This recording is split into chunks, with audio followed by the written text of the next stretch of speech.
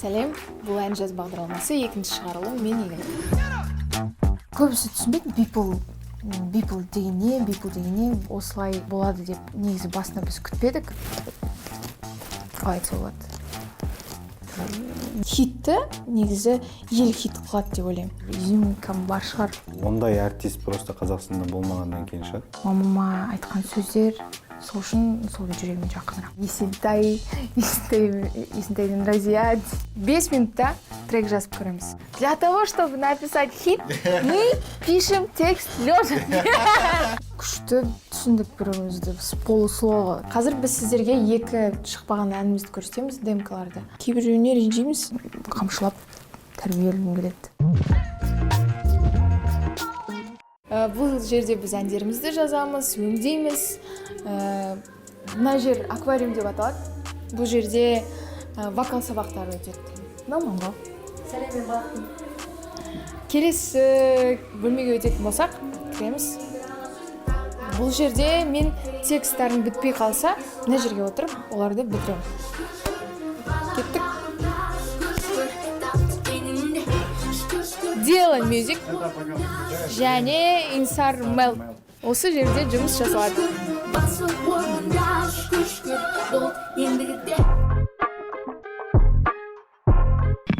Бұл Нұржан Арманов, менің саунд-продюсерім.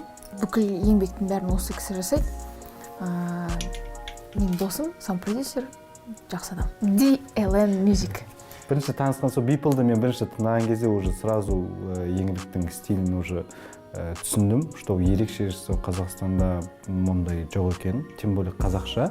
И содан кейін мен жұмыс жасағым келді, и тем более мен өзімнің продюсерский сияқты вообще бір артиспен полноценный жұмыс жасағым келіп жүрген. Как раз сол кезде еңлікпен өз People жасап жүрген кезім еді, и сол еңлікпен потом жұмыс жасап бастадық. Сол біздің ось жерде біз жұмыс жасаймыз, постоянно бүкіл демка бәрін осында жазамыз. Күндіз мен осы жерде жұмыс жасаймын, и біз кешкен обед түстен кейін біз осы жерде полностью жиналып тректер жазамыз еңлікпен бірге. Мына жерде фильмдер, которые маған ұнайтын фильмдер, и потом біздің тақта, то что план, бәрін полностью концерт, клип полностью осында жазамыз. Еңліктің доптың обложкасы бізге Дархан Ақтаудан салып жіберді. Дархан мырза, рахмет сізге көп. Бұл жерге аптасына негізі әр қалай, кейде күнде келуім мүмкін, түстен кейін кешке келеміз. Мен келем, жұмыс жасаймыз осы жерде. Негізі бұл біздің екінші үйіміз сияқты. Біз ғана жұмыс жасамаймыз, достарымыз келеді, кейде осы жерде ұйықтап қалады. Кейде қонып қалады. Да, жұмыс көп кезде кейде қонып қалады, таңға дейін. Биттарын бәрін полностью мен жасаймын. Ондай бір жерден сатып алу дейтін жоқ, өткен битмейкермін ғой мен өзім. Болады, андай фиттар кезінде, басқа битмейкерлермен жұмыс жасаған кезінде болмаса, а так сольный тректердің бәрін мен өзім жасаймын. Самой ескен түскі тапатал кез бармайыбың білмей тұрма сұрай бер нақты сұрақ келгенде бас ұстап қаларсың қазір дәл осы сәт People'да көбісі түсінбейді. People деген ол қыздың аты, халық әні бар. Былай тартшы құрбым бір кей. Соған негізі отсылка болған. Таршы құрбым бір кей деген. Сол People деген қыздың аты. А көбісі People деп ойлап жүрген. Бұның бәрін бастаған кезде осылай болады деп негізі басында біз күтпедік. Күткенде әрине соған біз ниеттендік, бірақ осылай тез болады деп ойламадық. Менің ойымша неге тез болып кетті? Бұл сыртынан солай көрінетін шығар, бір тез қалай айтса болады. Битке тез былай өрмелеп шыққан сияқты болып көрінетін шығар, бірақ оның артында кәдімгідей жұмыс жатыр. Менің ғана емес, мен негізі сол өлеңімді жазып, осылай шығармашылығымды шығарып бергенім ғана болмаса, қалған жұмыстың бәрін менің қасымдағы менің достарым, саунд-продюсерім DLN Music жасады. Сол еңбектің бір жемісі шығар енді. Бізбен бірге жұмыс істейтін өте профессионалды, жұмысына тыңғылықты қарайтын ол Insar.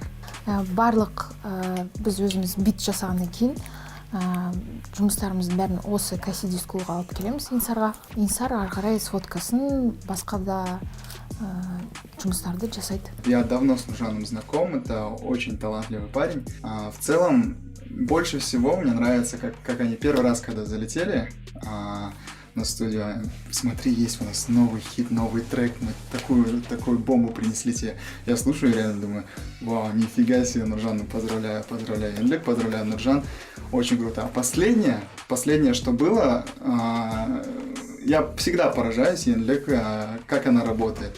То есть вот сейчас будет новый трек, мы сделали запись, записали буквально какую-то часть, куплет, и остановились, я смотрю на Янлек, думаю, все, сейчас я дальше текст допишу, короче, следующий. Я думаю, ничего себе, как работает. Но это очень крутой, высокий уровень, андерграунд такой. Так что очень крутые ребята, мне очень нравится с ними работать. Студияға келгенде біз досымыздың үйіне келген сияқты сезімде боламыз. Өте доброжелательный адамдар бұл жерде. Ұнайды жұмыс істеген. Біз себебі үшеуміз де андай адамбыз. Көмбіз дегенде жоқ, дұрыс емес, жарайды. Өзгерте салады. Все на одной волне, как бы все чувствуют, что круто, что можно добавить, что разные импровизации вы вот в новых материалах услышите, там вообще то, что изначально не планировалось в треках, мы при записи просто случайным образом туда накидали. Да, Янлек очень легкая, она порядочная, очень видно, что она легко на общение идет, на контакт в целом. Не было никогда ни разу ни конфликтной ситуации, ни чего-то еще. Сразу пришли, спокойно отработали, на вайбе, на настроении, и все замечательно. Поэтому не капризный. И с другой стороны, то, что она может поприкалываться, чуть-чуть повыражать где-то. Как чуть-чуть, бывает, но это все такое по приколу, по лайту. Біз негізі үйтіп жазбаймыз, тректі жарсын болсын деп емес. Ол қызық сияқты, біз естімеген зат сияқты деп солай жаңашыл нәрселерді іздеуге тырысамыз, солай шығады. Ал хит болу болмау ол негізі бізге байланысты емес, ол артистке байланысты емес, ол хитті негізі ел хит қылады деп ойлаймын. Адамдар хит қылады бір әнді. Қазіргі таңда көп адамдарға неге менің әнім ұнайды деген сұраққа жауап беретін болсақ, шынымды айтсам білмеймін. Мүмкін бір изюминкам бар шығар. Шынайы болуға тырысам. Әрине 100% болды мен осындай шынайымын, мен деп айта алмаймын. Бірақ әрине тырысам. Сол тырысқанның арқасында адамдар кішкене жүрегіне жететін шығар деп ойлаймын.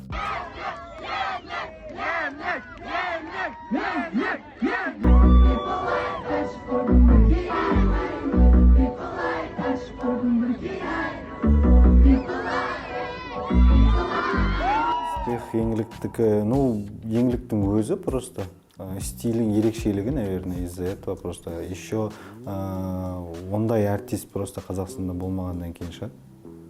Содан кейін успешный. Дауысының ерекшелігі, стилінің ерекшелігі полностью бәрі бір-бірін толықтырып отырады да ол жерде. Успех дейтіндей де бір керемет жетістіктерге жеттік деп негізі өзіміз ойламаймыз.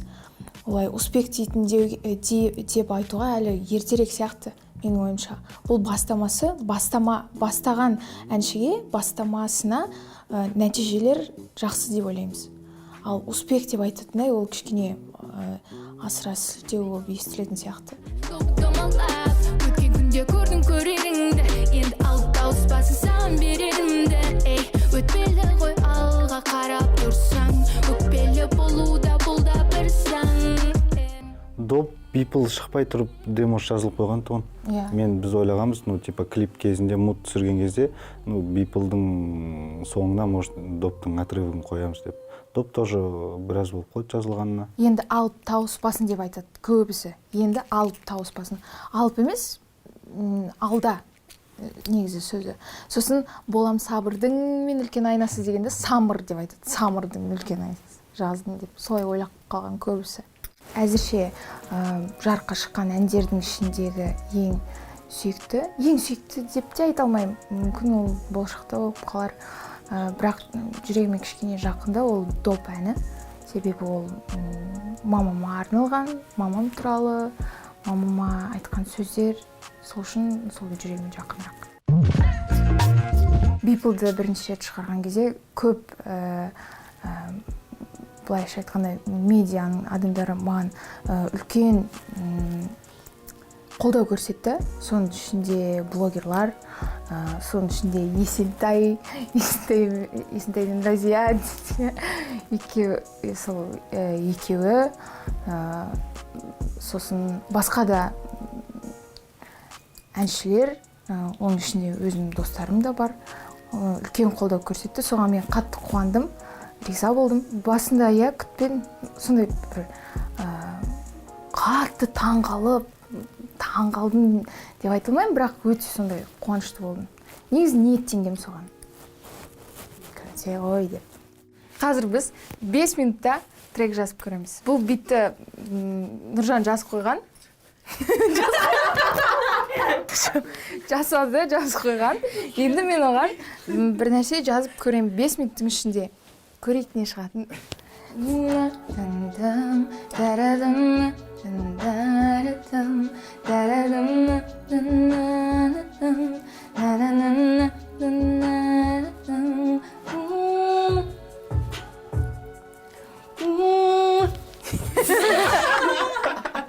Что такое?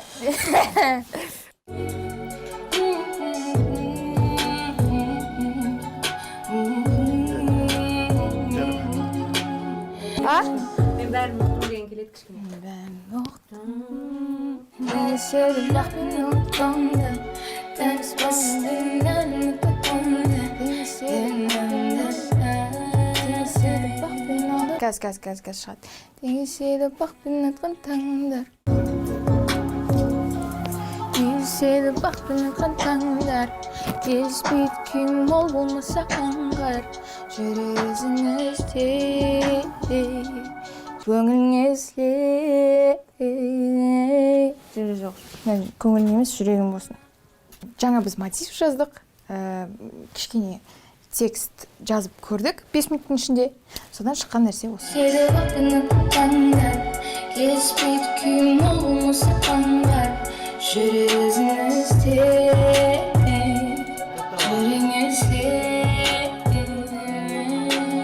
Для того, чтобы написать хит, мы пишем текст лежа. Бәрі пайда болғаннан кейін өмірім өзгерді ма, өзгермеді ма, қатты өзгерді деп айта алмаймын, бірақ кішкене ашық бола бастадым. Адамдарға, жаңа нәрселерге ашық бола бастадым. Көзім, жүрегім сол. Бұрынғыдай әлі негізі мектепте жұмыс жасаймын. Түстен кейін қалаға келіп, сол шығармашылығымен айналсам. Оқушыларым тыңдай ма дегенде мен белгілі бір сыныбым жоқ. Бірақ негізі мен кішкентай балаларға сабақ беремін, бастауыш сыныптарға. Олар қатты тыңдай бермейді, білмейді де. Ал үлкен сыныптағы оқушылар біледі, қуанады. Мен көрген сайын маған жылы сөздер айтады, қуанады. Жұлдыз ауруымен ауыратындай әлі ондай бір керемет жетістікке жеттім деп ойламаймын. Әлі маған көп жұмыс істеу керек. Сол үшін мен ешқашан ауырмаймын деп айта алмаймын да. Мүмкін кейін ауырармын. Сақтасын, конечно, но ондай әлі болған жоқ. Әрине ауырғым келмейді. Сол үшін өзімді қамшылап тәрбиелегім келеді. Қамшылап дегенде ол образы. Don't like that енді не істеймін, сен қонтарың маған енді бестеймін. Тірлік қып анау-мынау естеймін, көз келмеймін адам дүрген неттей, бірақ Кока қызық болды жазылғаны.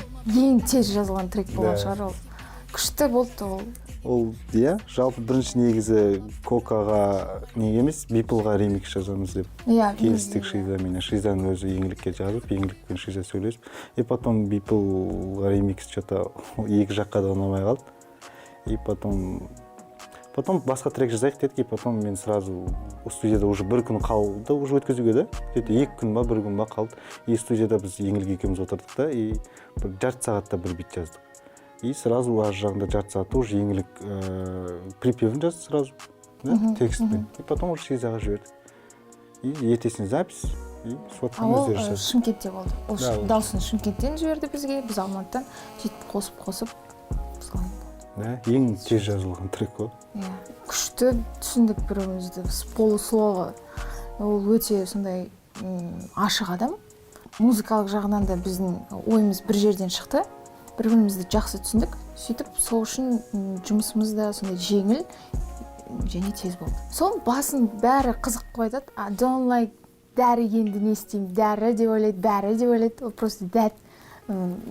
Сол ағылшынша сөзді кейбіреулер басқаша естіп айтып жүреді. Сонысы қызық. Кокада негізі коканы Шиза ойлап тапты. Кока-кола боласасын тректің аты деді болды. Да. Кола сыймай қалған үшін кока деп қоя салды. Аз уақыттың ішінде танымал болып, одан кейін танымал болмай қалудан негізі қорықпаймын. Ол туралы ойланбаппын. Маған қызық, ары қарай жол қызық, сол қызық іздеп жүрмін. Сол шығармашылығымды одан сайын бір белгілі бір деңгейге жеткізгім келеді. Тек Қазақстанда ғана емес, бүкіл әлемдік деңгейде. Әрине, сол ниет менде, сол мақсат. Сол үшін олай қорықпаймын. Әрине енді адам болған соң ондай болуы мүмкін. Бірақ егер болса да болған күннің өзінде мен өзіме бір күш жинап ары қарай жылжуға өмірдің заңы деп ойлаймын. Қазір біз сіздерге 2 шықпаған әнімізді көрсетеміз, демкаларды. Бірінші демканың аты Қожа.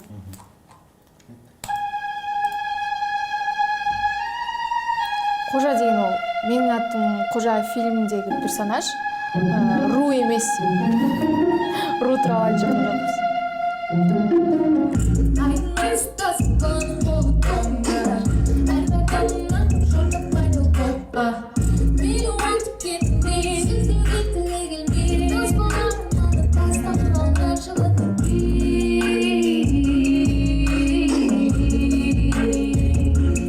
Екінші ән Эверест деп аталады. Сол шың туралы өлең. Шым емес, шың. Бұның текстін әлі жазған жоқпыз. Сондықтан деп тұр.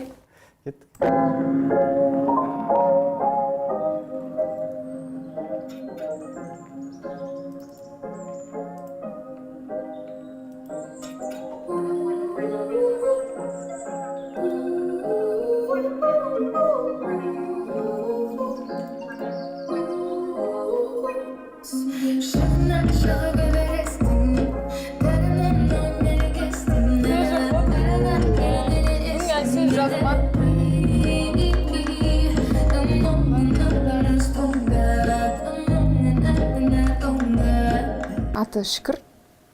Жақсы күндер туралы, жақсылық туралы. Ол жақын шығады, Құдай бұйырса. Осы күз бітпей. Я на это очень надеюсь.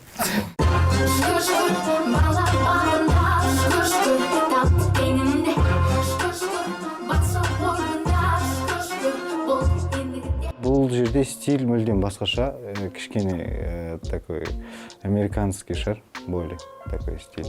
Еще бұл жерде еңліктің әртүрлі техникаларын ба көрсетеміз деп шештік.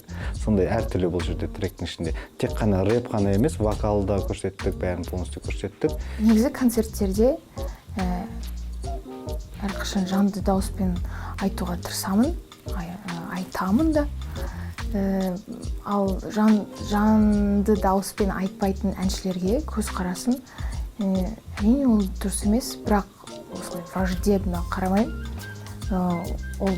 Олардың таңдауы. Комментарийларды мен оқимын, мен бәрін оқимын. Жаман комментарийлар болса, күлеміз, кейбіреуіне ренжиміз. Сол. Бізде ондай жаман реакция болмайды. Кейде болады, тиктокта әсіресе иә мағынасы жоқ деп ұйқасына тиіседі, сол структурасына тиіседі негізі тиісетіндей бар негізі кішкене былай бүйтіп айтқаннан кейін. Осы жолды бастамас бұрын өз-өзімізге кеңес айтатын болсақ, олар қандай кеңестер? Көп ізденісте болу керек. Біз әлі күнге дейін ізденістеміз, постоянно көп әртүрлі стильдер тоқтамаймыз да, почти каждый күн жұмыс жасаймыз біз. Ең бірінші өзіңнің жасаған дүние ол өзіңе ұнау керек. Профессионалдарға көрсетіп кеңестерін тыңдау керек, бірақ ең бірінші, егер өзіңе ұнап тұрса, өзіңнің бір жүрегіңде бір нәрсе селк ете түссе, сол шығарған нәрсеңе, онда оған сену керек. Битмейкерлер, если айтатын болсақ, продюсерлерге, это бір артистпен толыққанды жұмыс жасаған, максимум 3-2 артистпен жұмыс жасаған жасау керек деймін, постоянно. Чтобы артист тоже стилін өзін жоғалта алмайтын, и битмейкер тоже өзінің стилін жоғалта алмайтындай. Сонымен сіздерге ішкі жұмыстарды барынша көрсетуге тырыстық. Келгендеріңізге рахмет. Келіп тұрыңыздар. Сіздермен бірге болған мен Еңлік және Dylan Music. Нұржан Абдолла. Абдолла. Абдолла Нұржан. Маратұлы. Всем пока.